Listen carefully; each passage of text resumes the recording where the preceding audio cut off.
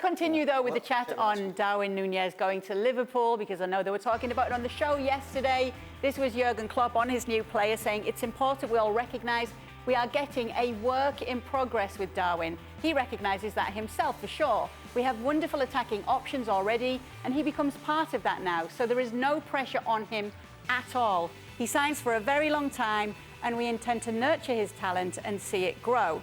Now, yesterday, Stevie said that this was the perfect thing for Klopp to say. So basically, he's going to give him time. He's going to ensure that the pressure isn't on him. Would you agree with that, Craig? This is a very expensive player coming in. Is it right to be saying it's okay, he's going to get time, and we're not going to have any pressure on him? Well, what's the opposite? Klopp to say, if he doesn't hit the ground running, I'm going to drop him. I mean, no manager worth of salt is ever going to say that. And he is correct in what he's saying, and in some sense it's the same at Man City. If Haaland is struggling or Darwin Nunez are struggling, and it's unlikely bearing in mind the talent of those two players, but it can happen, they have a support system around them that means that, guess what, they can score goals without a frontline striker. They've done it, both of these clubs. Liverpool have done it this season pretty much, and Manchester City have done it for 2 seasons with some notable success. So in that sense, there is less pressure on these. There's always going to be pressure, particularly when Haaland comes in.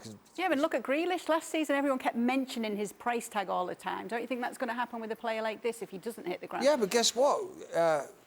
Pep Guardiola took him out the side and said, hey, 100 million or not, if you're not playing well enough, I've got a support network around with other players that can come in and do a better job.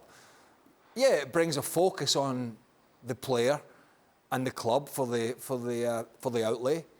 And there is always going to be a pressure. But I think what we have here is 2 players coming into 2 teams, and particularly, as we're talking about Darwin Nunez, under a manager and a club that have a great recruitment, already have players there that can score goals.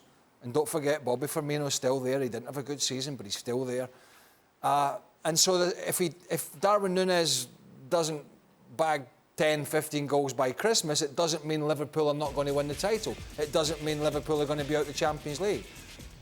But if he comes in and hits the ground running, like he did last year, certainly at Benfica, then it's going to take a great lot of pressure off the rest of the players. So I don't see how Klopp are going to look at this in any other way. He's not 29, he's 22, he's got time. So you agree with Stevie that it was pretty much the perfect thing for Klopp to say about his new player?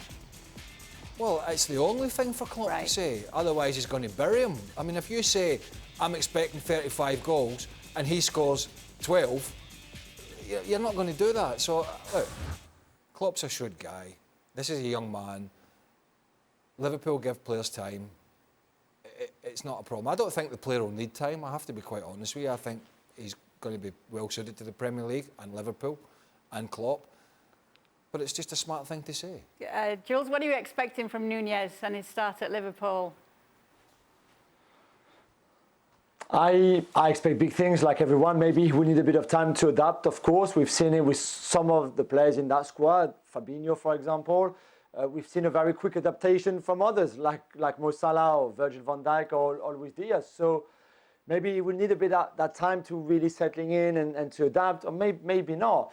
One thing for sure, though, I don't think the pressure gets to him. I understand what Klopp said, and Stevie and Craig are right. This is the right thing to say, of course. The only thing to say, I don't think pressure would be an issue. This is someone who was born and grew up in poverty, who had to work very hard for anything, even to put food on the table. And it was not easy at Peñarol. He had injuries. It was not easy to go in the 2nd division in Spain. And believe me, they play 1,000 games a season there.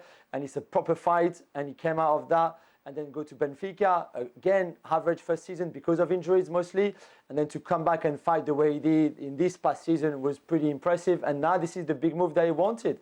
And I don't think he's so hungry. And I think Klopp mentioned that as well. There's so much hunger and there's so much desire and willingness to do well, that fighting spirit, that very Uruguayan mentality that we've seen in other players like him before. I've got no doubt he's got the mindset and the character to be a big success there anyway. Thanks so much for watching ESPN on YouTube. And for more sports highlights and analysis, be sure to download the ESPN app. And for premium content and live streaming, subscribe to ESPN Plus.